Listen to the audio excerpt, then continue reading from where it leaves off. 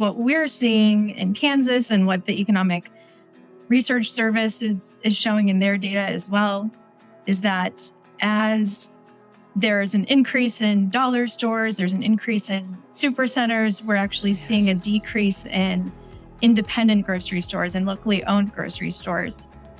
And so essentially what that means is there are just fewer places for a lot of people to buy food. And for a rural community, when a grocery store closes, often that means they're having to travel a much, much greater distance just to get access to food. So maybe that's 40 miles round trip just to get something as basic as food.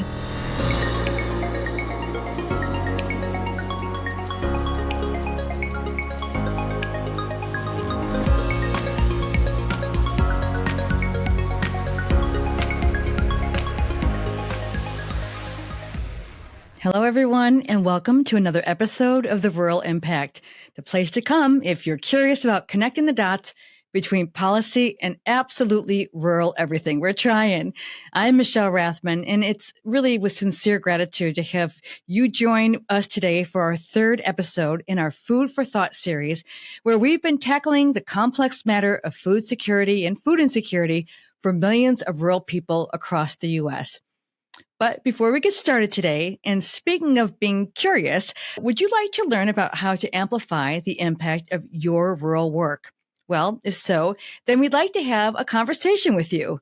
Whether you're a consumer-facing business, reaching rural audiences, an organization providing assistance in rural housing, food, education, business, healthcare, helping to increase access to capital, and doing all around amazing work in rural to support rural populations, we have a number of opportunities for you to partner with us. Now, some upcoming series will focus on the subjects of the very things I just mentioned. So if you are interested to explore a partnership that meets your goals, please reach out to us very simply at theruralimpact.com. There's an easy link to learn more.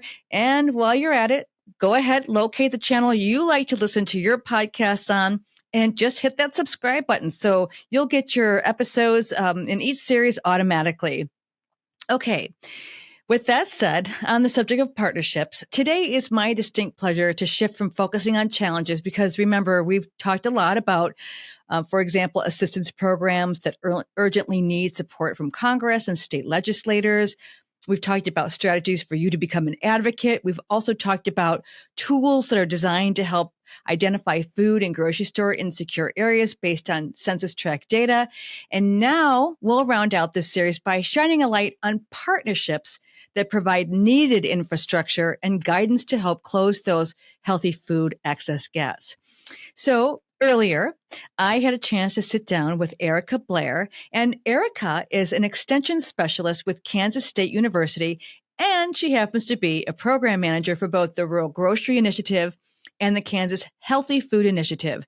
Now, in these roles, Erica supports healthy food retail across the state and nation, the state of Kansas, of course, including support for grocery store ownership models. We also talked about creative community collaborations, and you're going to even hear her talk a little bit about a school-based grocery store, which I think is very cool. I think you will too. So here now is my Rural Impact conversation with Erica Blair. Settle in. Let's go. It is so good to be here today and having this conversation. I just want to say thank you, Erica Blair, for joining us. People are going to learn all sorts about the work that you do there at Kansas State, focused on food security.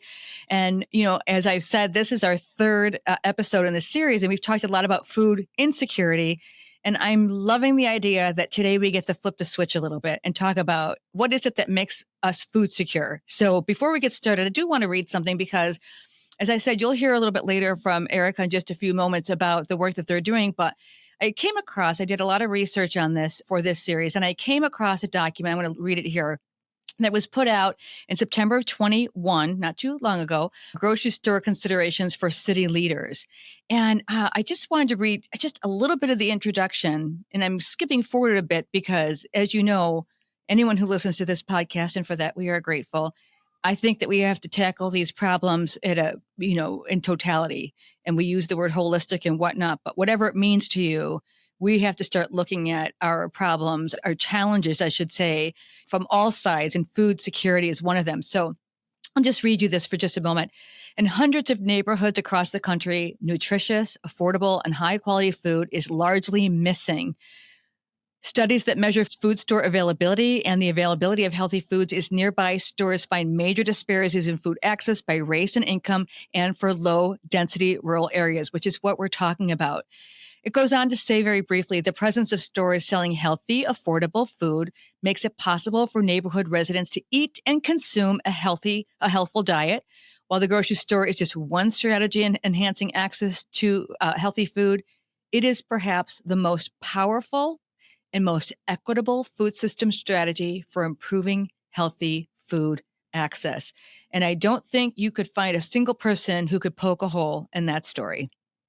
So, yeah, with that said, let's jump right in, Erica, because the numbers in Kansas, as they are across the U.S., in particular, as I just read for rural areas where healthy food access options are shrinking, it's alarming. So before we get into the really important details and the work that you're doing, talk to us about the data. You guys do a lot of research there as an institution. What are the numbers in terms of food insecurity?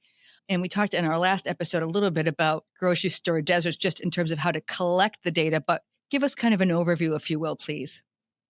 Yeah, I'm glad to hear that you had a conversation with USDA Economic Research Service, because they've really done really great research on this topic, showing the trends. And so what we're seeing in Kansas and what the Economic Research Service is showing in their data as well is that as there's an increase in dollar stores, there's an increase in supercenters, we're actually seeing a decrease in independent grocery stores and locally owned grocery stores. And so essentially what that means is there are just fewer places for a lot of people to buy food. Mm-hmm. And for a rural community, when a grocery store closes, often that means they're having to travel a much, much greater distance just to get access to food. So maybe that's 40 miles round trip just to get something as basic as food. Really a huge burden for elderly residents, people who don't have access to transportation. Lots of people having to rely on convenience stores or dollar stores that don't have the same variety or quality of healthy food options. So yeah, that's just kind of a national trend. In Kansas, we have the Rural Grocery Initiative has done some research on this as well. Between 2008 and 2018, we were tracking grocery store closures. And during that time, 1 in 5 grocery stores closed. So 1 in 5. Yeah. And, some of those stores have since reopened, but I think it just points to how tenuous this business can be and the kind of impact that has for their communities that they're serving. So it's a domino effect, to be sure, because to your point, and don't even get me started on the discount dollar chains, because I've said before, you cannot find a wholesome, healthy, balanced diet daily in those kinds of establishments. And as a person who travels around rural a lot, I see it from my own eyes. So, as I said, we're connecting the dots here. We've talked a lot about programs and really essential safety net programs that are important, because even with a thriving rural grocery store, there has to be a need met for those who require assistance. But if you remove the grocery store component, then what? So you are a program manager for the Kansas Healthy Food Initiative, and also the Rural Grocery Initiative is something that's born out of that program. And I just think it's a model for this should be everywhere, because when you learn how to do something well, it should be able to be replicated, because the challenges are very similar no matter where you go, with some environment issues that we talked about in the previous episode. So talk a little bit about those programs, and then we'll get into the technical aspects of what they fund, and then some really great examples of how it's working. Sure. And that's interesting, kind of your point about replicating these programs, because we've had people in other states reach out to us and say, how did you get the Rural Grocery Initiative started? We want to do something similar in our state. So I guess I'll start with the Rural Grocery Initiative. Mm-hmm. So back in 2006, I want to say, there was a unit at Kansas State University that was having listening sessions across Kansas and just asking broadly, asking rural communities, what are the issues that you're facing? What are your top concerns?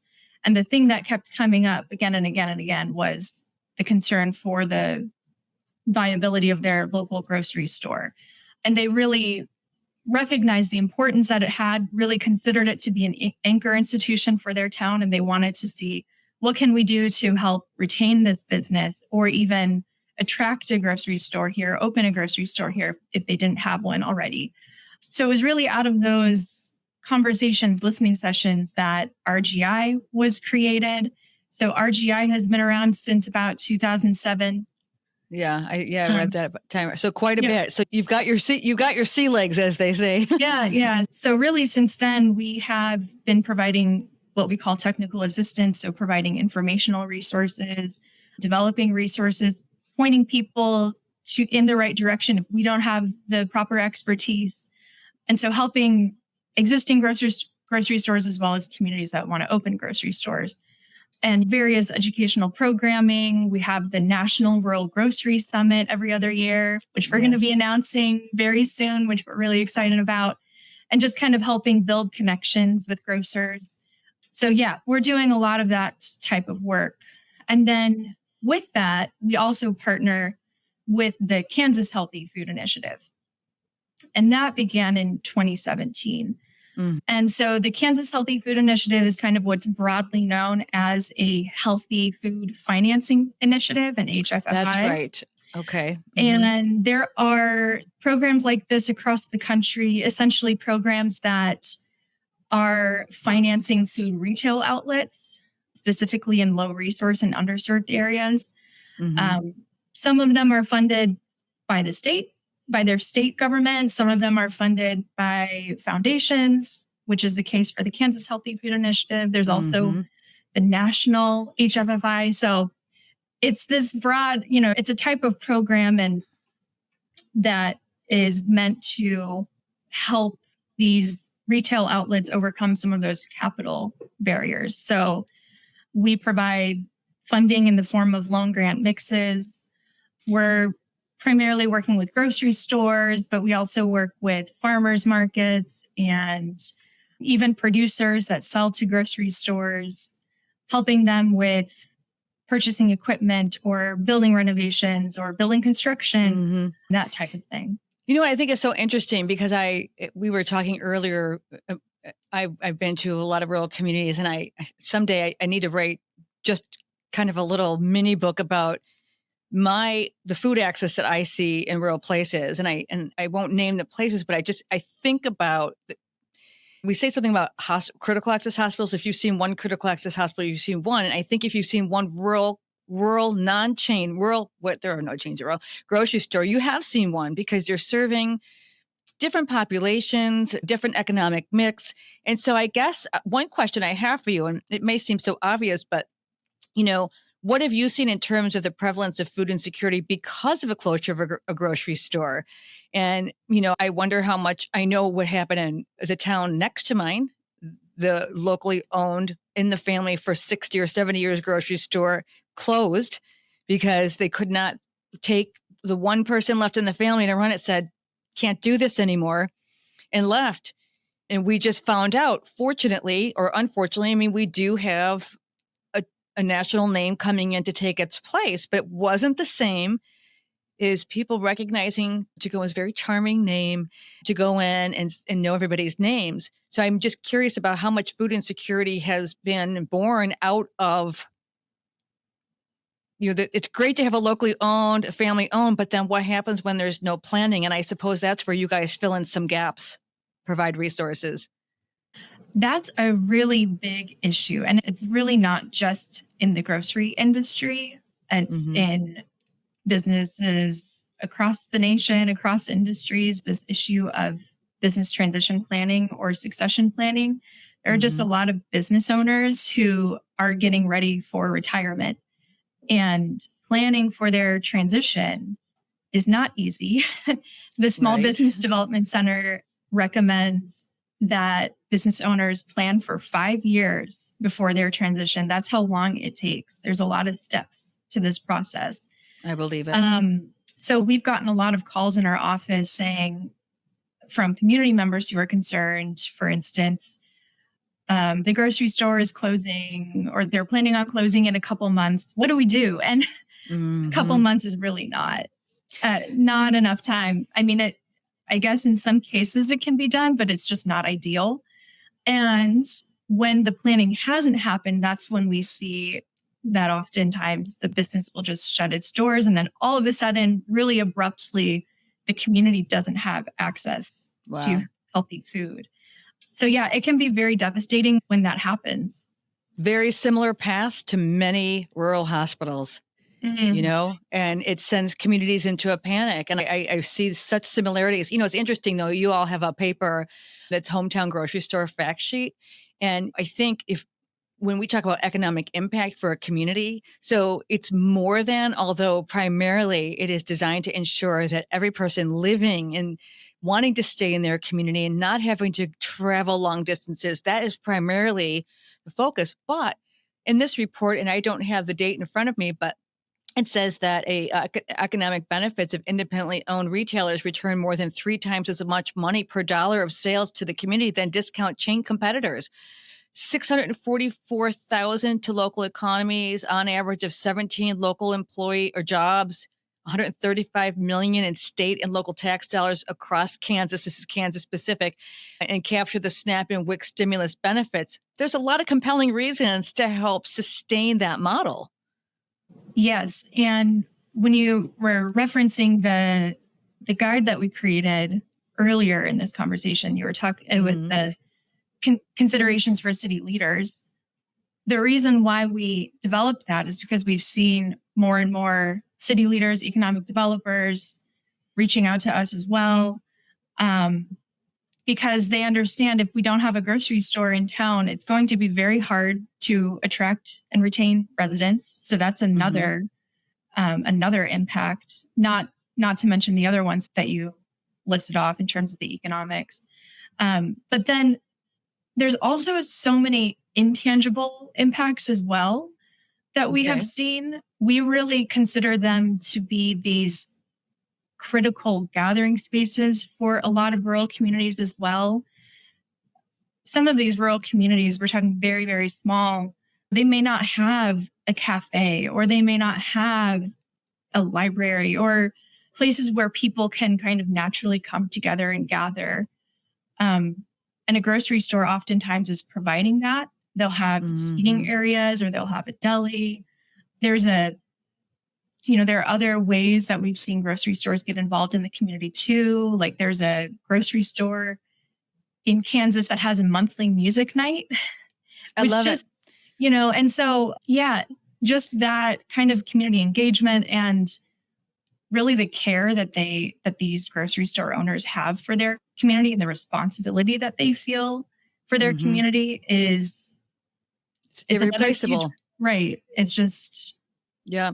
You say that, and of course, my mind is going, gosh, there's so many things we could collaborate on, because we always work to create collaboration between the local grocery store and the rural health clinic or the hospital, and do like end cap displays that focus on healthy eating to address prediabetes, hypertension, cancer, healthy diets.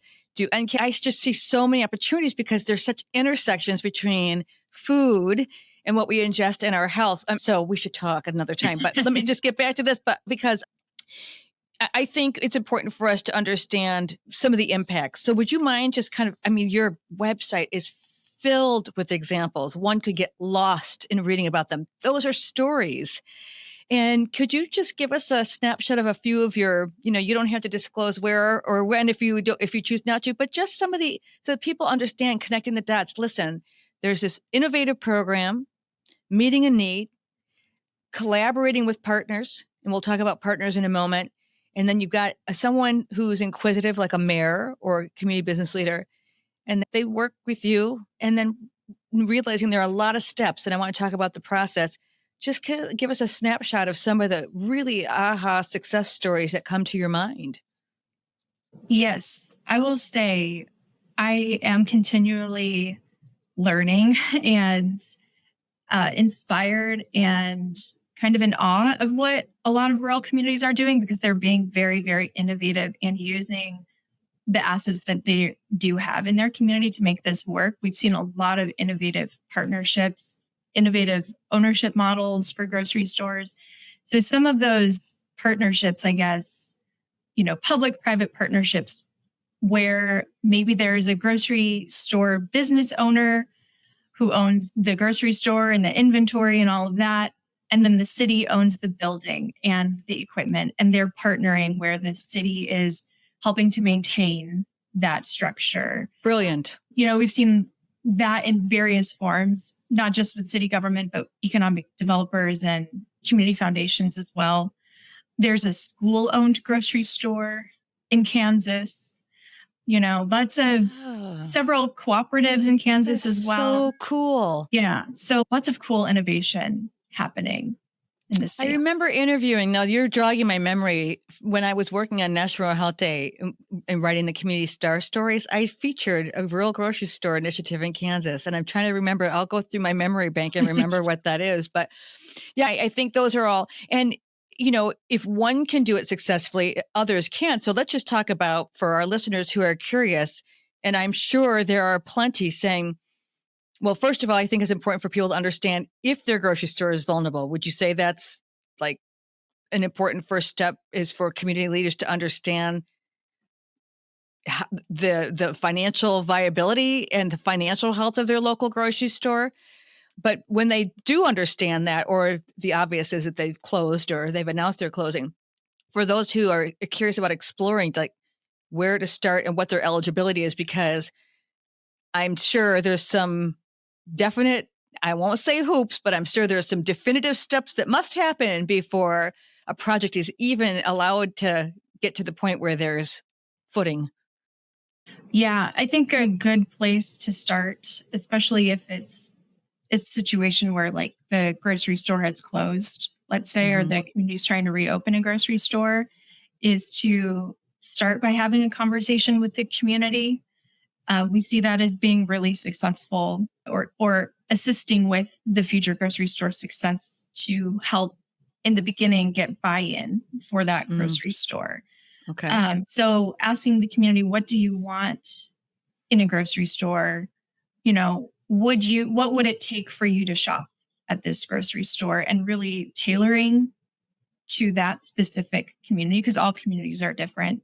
Right. And also just kind of doing your research and seeing, maybe the independent sole grocery store owner is not a viable ownership model anymore in this community. What are some other ownership models that we could consider? Whether it is a cooperative or some form of public-private partnership. Who are some key leaders, key institutions or organizations in town that want to see this grocery store thrive? Get them together and kind of put together a steering committee and start from there. So doing your research, talking to the community, those are very good places to start. But it is definitely not a sprint. It's a long process. It can take a very long time, which, going back to the issue with business transition planning, right? The ideal situation would be to have somebody in place to take over the grocery store before any closure happens, because it can be very, very hard. Take a very long time to reopen a store.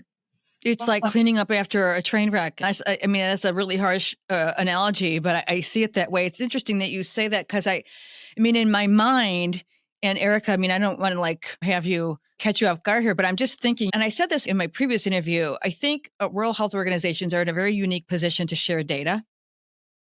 So when you, for example, talk about talking with the community and engaging them in conversation about what it is they want, and also interjecting information about what's required.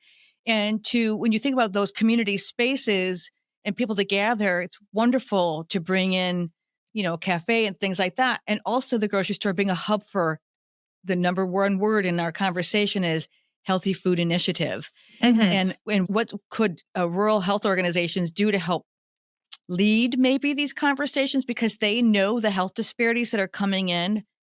They can't, they're not going to disclose, but community health needs assessments tell us a lot. I'm wondering in your work, just thinking about it, is a community health needs assessment ever something that you all take a look at when you are evaluating a project? Do you know? Well, yeah. So for the Kansas Healthy Food Initiative, for us to work with a project, we have certain criteria. So Okay. we want to make sure that the project is committed to healthy foods, but we also are looking at, is this an underserved community? Mm-hmm. So that could come into play, I'm sure, the health assessment. And also, we always look for community fit. So we're having conversations with people in the community and asking, is there a need for this? How would this impact the broader community? And I think a community health assessment would help make that point, to provide all that data. So, Mm-hmm. yeah. Yeah, that's excellent. So sustainability, we're kind of going down this path. I would love to see the correlation between your work and then what the USDA ERS at food gap access looks like, because the programs that you are providing assistance and funding for, how has that helped Kansas kind of jump off the map as a place where there's less and not more food insecurity? But I just wonder about sustainability. So after someone receives that initial, or an entity, whether it's a collaborative or whatnot, receives that initial nod, that infusion, you're there, groundbreaking, everyone's super happy. After year 1, year 2, kind of how long do you monitor? Is there a mechanism in place to monitor milestones of success?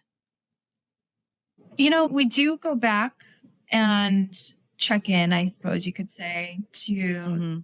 see how some of those projects are doing. We do what we call deep dive evaluations, where we go and talk to the store owner, talk to people in the community, gather information, talk to customers to see, how the project is doing.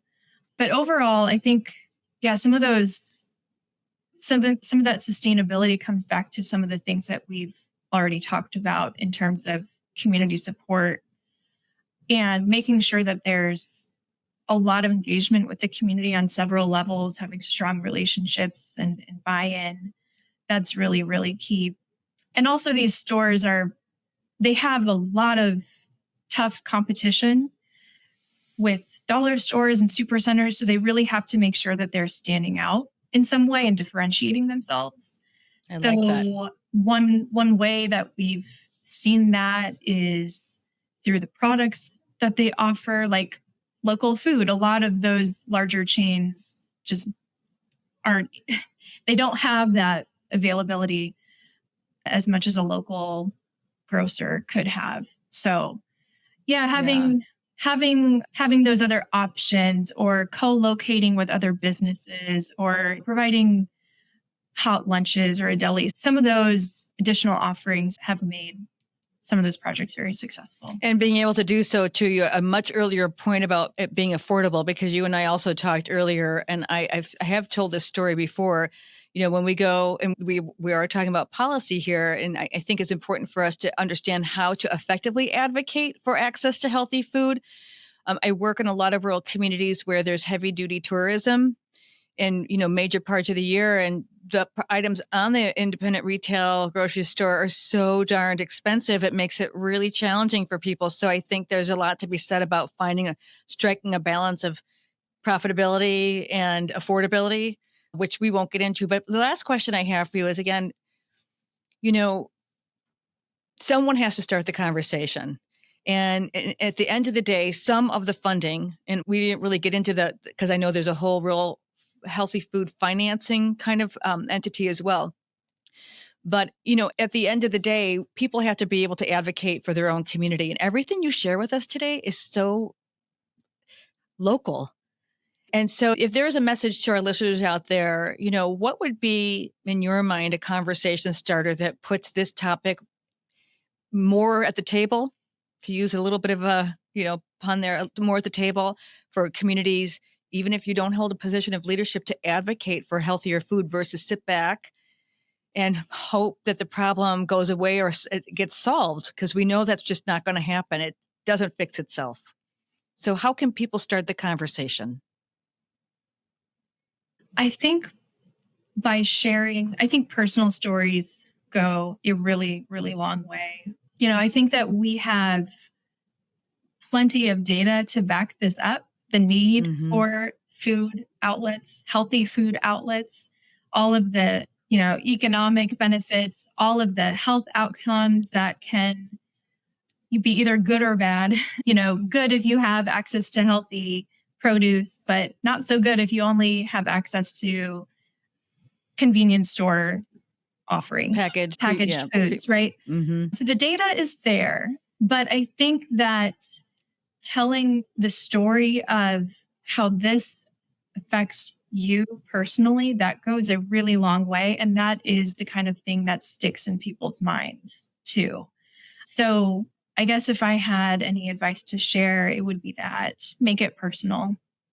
That's a great piece of advice. And it dovetails off of what we heard from our first series from the folks at Food Research and Action Center, which was it takes just 11 phone calls, 11 different people. I've clarified that they don't want me calling 11 times, but 11 phone calls to your representatives, your mayor, and not to be up in arms, but to say, this is a challenge. This is my story. How can I help? How can we advance this conversation? Oh my gosh. Erica Blair, I am so grateful to close out this series with you as our informed guest. The work that you're doing is tremendous.